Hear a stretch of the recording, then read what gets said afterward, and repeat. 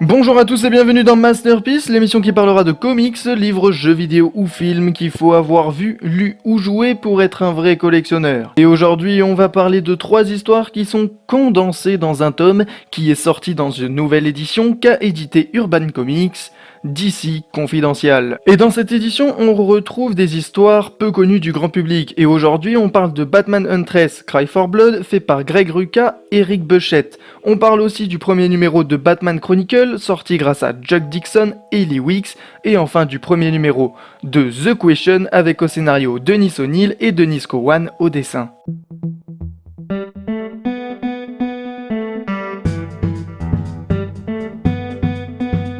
Dans Huntress Cry for Blood, on va retrouver une Elena Bartinelli, qui est une fille de gang de mafieux et qui a vu ses parents mourir, et depuis, elle est devenue Huntress. Cependant, le passé revient toujours au galop. Ensuite, dans le premier épisode de Batman Chronicle, on nous présente une des aventures de Huntress où des gens détournent un métro. Et enfin, le récit intitulé The Question est le début de l'antagoniste de ce même nom.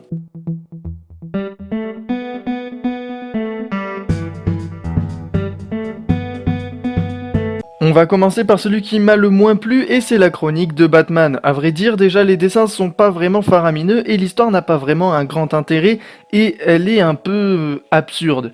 Je veux dire, le speech c'est quand même un gang qui détourne un métro entier juste pour faire les poches. Ils se mettent à la vue de tous alors que pour un gang, faire les poches c'est plutôt discret, surtout que le métro dans cette histoire est un métro aérien. Il suffit que un arrive à voir et appelle la police et puis c'est fichu. Cependant, j'ai bien aimé le rapport avec Barbara Gordon comme un retour dans le passé douloureux avec une figure présente que l'on n'arrive pas vraiment à cerner, alors Jim et Bat la protègent. Huntress Cry for Blood, ce qui est d'ailleurs pour ça qu'on a acheté ce comics, ou plutôt ce recueil de comics. Bon, comme vous le voyez, les dessins sont vieux, pas vraiment détaillés, et c'est normal, il est sorti en 2000. Surtout que les dessins ici sont vraiment porteurs de sens. Le passé devient le présent par ces simples images où elle a la tête contre la vitre par exemple, même si le décor derrière semble vide, tout est bien choisi. Ici, Elena ne voit plus rien, elle ne voit que son propre reflet, et donc son passé.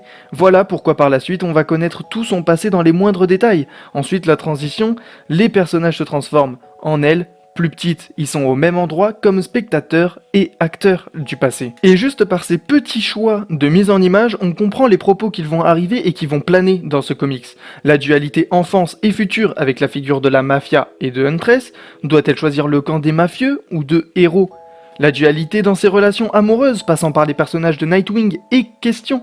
Son statut dans les enquêtes est-elle innocente ou coupable? Le mensonge ou la vérité? Le bon ou le mauvais? Bref, Elena ou Huntress.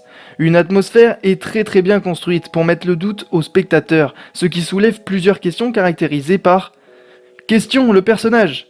Parce que oui, avant Silence, il y avait quand même Question. Voilà.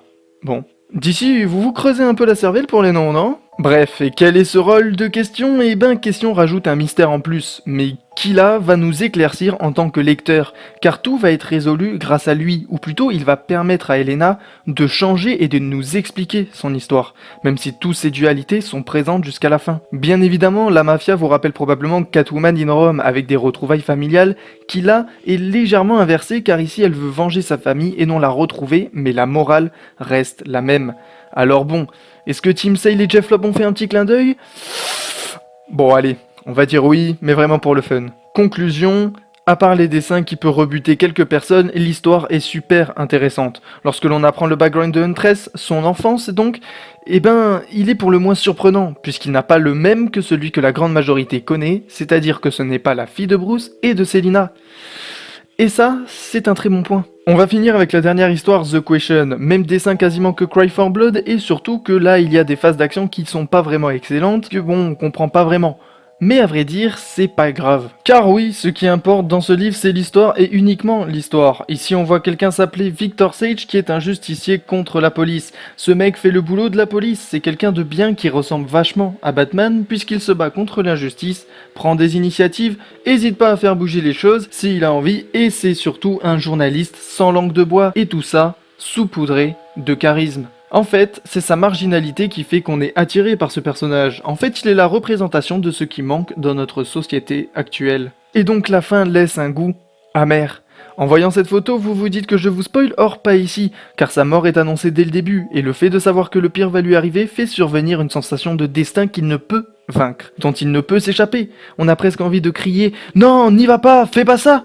tellement le compte à rebours commence sans qu'on sache pourquoi. Et de ce constat-là, l'histoire et le fait qu'il soit un homme bien, on s'attache. Et du coup, la fin arrive comme prévu. Irrémédiable.